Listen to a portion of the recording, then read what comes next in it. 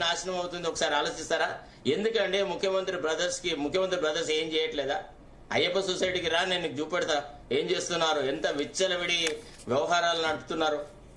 పచ్చి అవినీతి పనులు సార్. మీ మంత్రివర్గంలో అసలు ఒక్క నిమిషం కూడా ఉండలేని వాళ్ళు ఎవరంటే కొండా సురేఖ, పొంగులేటి శ్రీనివాసరెడ్డి, పొన్నం ప్రభాకర్, జూపల్లి కృష్ణారావు, బట్టి Vikramarka, Komatireddy Venkatareddy, Seethakka, Vivek.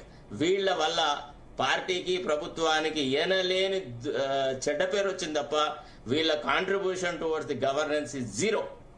You agree or not, this is a fact. మీరు ఇంతే చెప్తారు కదా, సురేఖ చేసేటువంటి విషయాలు మీకు తెలుసా? పోనీ సీతక్క చేసేటువంటి దుర్మార్గ పనులు ఆ ప్రాంతాల్లో మీకు తెలుసా? మీరు ఆ ప్రాంతం వాళ్ళేనా కాదా? మీరు మహబూబ్ నగర్ అనుకుంటా కదా. ఎందుకు ఏం చేశారు అన్ని సార్, మొత్తం కంప్లీట్ A to Z. అక్కడ వాళ్ళ ఆధిపత్యం తప్ప ఇతరది సార్. మనం ఒకప్పుడు దొరల గురించి మాట్లాడుకున్నాం సార్, ఇప్పుడు వీళ్ళే దొరలు సార్. వేరే వాళ్ళకి అక్కడ గడ్డి పొరక కూడా కదలలేరు.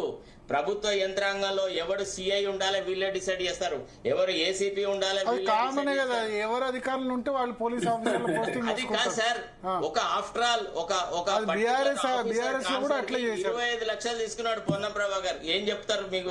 మా దగ్గర వచ్చినాయి అన్ని ఉదాహరణలు. మా దగ్గర మీరు పెట్టండి, వ్యవహారం చేయండి, చూపెడతా మీకు అన్ని. ఎవడన్నా ఒక ఎంక్వైరీ ఆర్డర్ చేయండి. బీఆర్ఎస్ హయాంలో కూడా పోస్టింగ్ల కోసం డబ్బులు తీసుకున్న సందర్భాల్లో పోస్టింగ్లు వాళ్ళకి అనుకూలంగానే చేసిన. ఇప్పుడు బీఆర్ఎస్ లో జరిగింది. I'm not justifying but unfortunate situation is police విషయంలో అయితే ఎవరు పోలీస్ అధికారి వేయాలి, ఎవరు నియోజకవర్గాల్లో ఎవరు సీఏలు వేసుకోవాలి, ఎస్ఐలు వేసుకోవాలి, అది స్టార్ట్ అయింది. కొన్ని చోట్ల అయితే 10 లక్షలు తీసుకొని కూడా సీఏలు ఎస్ఐల పోస్టింగ్లు ఇచ్చారు. 10 లక్షలు పెట్టినవాడు మళ్ళీ కలెక్షన్ పోతాడు కదా. భరత్ గారు, కాంగ్రెస్ ఆధీనంలో 10 లక్షలు చాలా తక్కువ సార్. 50, 25 తర్వాత ఎబోవ్నే ఉంది తప్ప 25 కంటే తక్కువ పైసలు ఉన్న వాడికి ఎవరికి వాడు అడిగిన పోస్టింగ్ రాదు. వాడు ఎంతో మందితో చెప్పించుకున్నాక కూడా ఆ నియోజకవర్గపు ఎమ్మెల్యేను మంత్రిని కట్టుకుంటే అప్పుడు వాడికి పోస్టింగ్ వస్తుంది. అది కూడా ఎబోవ్ 25 లక్షలు ఇస్తేనే. విన్నారా? ఎట్లా సార్? అమ్మకానికి పెట్టారు, తూకానికి పెట్టారు అన్ని పొజిషన్స్ ని.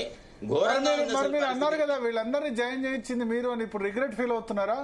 చాలా చాలా నేను చేర్పించినా, నేను అనలే చేరితే బాగుంటదని వాళ్ళకి సలహాలు ఇచ్చినాను. But I tell you honestly, వాళ్ళు ఈనాడు వీళ్ళ వల్ల పార్టీకి ఎంత చెడ్డ పేరు వచ్చిందంటే, అబ్బా కాంగ్రెస్ ఎందుకు తీసుకువచ్చినామా అని ప్రజలు బాధపడే స్థితికి తీసుకొచ్చినారు. అరే నీకు ఇవాళ వరి ధాన్యం కొనుగోలు వ్యవహారాలలో ఏం జరుగుతుందని ఏ మంత్రి అన్నా రివ్యూ చేసినాడా సార్? ధాన్యం కొనుగోలు సెంటర్లు ఎట్లా నడుస్తున్నాయో చూసినారా? ఎంత తరుగు తీస్తున్నారో చూసినారా? వరికి ఇప్పుడు ఈ వ్యవహారం టీ కప్ లో తుఫాన్ అని చెప్తున్నారు. ఏంది టీ కప్ లో తుఫాన్? అసలు అక్కడ కప్పు లేదు. కాంగ్రెస్ అనేటువంటి ఒక నదిలో ఓన్లీ తుఫాన్లే ఉన్నాయి, నీళ్లు లేవు. అంత దరిద్రంగా తయారైంది పాలన అనేది. అసలు ఏ మాత్రం హద్దులో లేదు సార్. ఒక రకంగా చెప్పాలంటే ముఖ్యమంత్రి అసలు ఇప్పుడు ఇట్లాంటి సంఘటనలు గతంలో కూడా జరిగిన ఎన్టీఆర్ దగ్గర కూడా ఇట్లనే మంత్రులు అది ఇది వ్యవహారాలు చేస్తే ఐ రిమెంబర్ అప్పుడు బోడ జనార్దన్ రెడ్డి ఒక ఆఫీసర్ మీద ఫైల్ విసిరినాడు, పివి రమేష్ అనేట ఆయన మీద. ఈ వ్యవహారం తెలిసి ఎన్టీ రామారావు దగ్గర మార్నింగ్ హుటాహుటిన ఒక ఆఫీసర్ని పెట్టి ఎంక్వైరీ చేయించి ఇచ్చేసిన తర్వాత జనార్దన్ ఎన్టీ రామారావు దగ్గరికి వచ్చేసేసి, అన్నా నేను ఎస్సీ వాడిని కాబట్టి నా మీద అనవసరమైన ఆరోపణలు చేశారన్నా, నన్ను మంత్రిగా చూడడానికి వాళ్ళు ఇష్టపడట్లేదన్నా అంటే ఎన్టీ రామారావు డైరెక్ట్ అడిగాను, ఏమయ్యా గన్మెన్లు పట్టుకొని నువ్వు ఎటువైనావా అని అడిగినాడు. అంటే ఇంటెలిజెన్స్ రిపోర్ట్స్ అట్లా ఉండేది. ముఖ్యమంత్రికి అంత పట్టు ఉండాలా. ఇప్పుడు ముఖ్యమంత్రి వాళ్ళ నిన్న తిట్టుకున్న తిట్లు ఏంటిది? నువ్వు దొంగతనం చేయాలంటే నువ్వు దొంగతనం, నువ్వు పంచుకుంటలేవంటే నువ్వు పంచుకుంటలేవా, నీ వ్యవహారాలు ఎట్లుంటాయంటే నా వ్యవహారాలు. గదే కదా మంత్రివర్గం మీటింగ్. ఏం చేశారు? రాష్ట్ర ప్రయోజనం లాస్ట్ కాదు క్షమాపణలు చెప్పింది కదా, ఏదో చిన్నపిల్ల మాట్లాడిన తెలియక అని చెప్పి. సరే, పదవి కాపాడుకోవడానికి క్షమాపణలు చెప్పడు, దానివల్ల రాష్ట్రానికి ప్రజలకు జరిగిన ఉనగూరిన మేలేంటి సార్?